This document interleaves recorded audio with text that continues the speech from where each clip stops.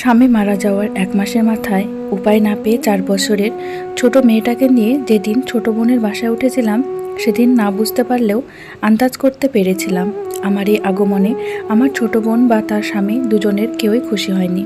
কিন্তু আমি যে নিরুপায় ছিলাম, না ছিল বাবা মা, না ছিল কোনো ভাই, দুকুলে থাকার জন্য শুধু ছোট বোনটাই ছিল। তাই বাধ্য হয়ে তার বাড়িতে এসে ঠাঁই নিতে হলো। বোনের বাড়িতে উঠেছি প্রায় সপ্তাহখানেক হবে। খেয়াল করে দেখলাম বোনটা আমাকে আর আগের মতো আপু আপু বলে ডাকে না, আমার সাথে আগের মতো নরম স্বরে কথা বলে না। বাড়ির কাজগুলো থেকেও কেমন যেন নিজেকে সরিয়ে নিয়েছে সে। বুঝতে পারলাম সে আমার আপন বোন হলেও আমার এভাবে আগমনে সে মোটেও খুশি নয়। কিন্তু সব বুঝতে পারলেও কিছু বললাম না। চুপচাপ ঘরের কাজ করে মেয়েটাকে নিয়ে বাড়ির এক কোণে পড়ে থাকতাম, কারণ আমার যে যাওয়ার আর কোনো জায়গা নেই। এই ছোট বাচ্চা মেয়েটাকে নিয়ে কোথায় যাব আমি? তাই মুখ বুজে বোনের বাড়িতেই পড়ে রইলাম। একদিন রাতে থালা বাসন ধুয়ে রুমে আসার সময় বোনের রুম থেকে কিছু কথা কানে এসে লাগলো। বুঝলাম তারা আমাকে নিয়েই কথা বলছে। শোনাটা ঠিক হবে না, তাও অবাধ্য মন তো মানে না। তাই দরজার কাছে দাঁড়িয়ে শুনতে লাগলাম তাদের কথা। নীলা, তোমার বোন এই বাড়ি থেকে কবে যাবে বলো তো? কতদিন হয়ে গেল, এখনো এখানেই পড়ে আছে। তোমার বোনের জন্য এখন বাড়িতে থাকতেও অস্বস্তি হয়। আর তোমার বোন আমাদের বাড়িতে আছে, যার কারণে মিতু তার স্বামীকে নিয়ে আমাদের বাড়িতেও আসতে পারছে না। মিতুর শ্বশুরবাড়ির লোকেরা যদি এ কথাটা জানে, তারা কি মনে করবে বুঝতে পারছো? মিতুল, আস্তে কথা বলো, আপু শুনতে পাবে। আর আমারও কি ভালো লাগছে বলো? কোথাও বের হলে কিছু করলে বারবার তাকে কৈফিয়ত দিতে হয়, তার উপর আমার সব জিনিসও তাকে ব্যবহার করার জন্য দিতে হয়। যত সব উটকো ঝামেলা। স্বামী মরেছে তাই বলে কি বোনের বাড়িতে এসে উঠবে? শ্বশুরবাড়ির কারো গলায় গিয়ে ঝুলতে পারেনি, পাড়ার প্রতিবেশীরা কি বলবে? তুমি তোমার বোনকে যত তাড়াতাড়ি সম্ভব নিজের ব্যবস্থা করতে বলে দাও। আরে এভাবে কি ধুম করে মুখের উপর চলে যেতে বলা যায় নাকি?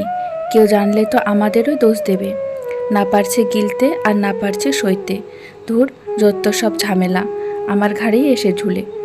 এসব আর কিছু শুনতে পারলাম না। আমি হয়তো দুজনেই ঘুমিয়ে পড়েছে। খেয়াল করে দেখলাম চোখ থেকে পানি পড়ছে। চোখের পানিটা মুছে হাসি বজায় রেখে ঘরে ফিরে এলাম। দরজা ঠেলে ভিতরে এসে দেখি আমার 4 বছরের পিউটা বিছানায় বসে খেলছে। আমাকে দেখে এসে প্রশ্ন করলো, আম্মু, আমরা কখন আমাদের বাড়িতে যাব? আব্বু কখন আমাদের নিতে আসবে? খালামণির বাসায় আমার আর ভালো লাগছে না। মেয়ের কথা শুনে প্রাণপণ চেষ্টা করছি নিজের চোখের জল আটকানোর। পিউর কাছে এসে তাকে নিজের সাথে জড়িয়ে কাঁপা কাঁপা গলায় তাকে মিথ্যা আশ্বাস দিতে লাগলাম, আসবে সোনা, আসবে। তোমার আব্বু কিছুদিন পরে চলে আসবে। এখন তুমি ঘুমাও মামুনি। পিউ চুপচাপ শুয়ে পড়ল। আমি ওর মাথায় আলতো করে হাত বুলিয়ে দিতে থাকলাম।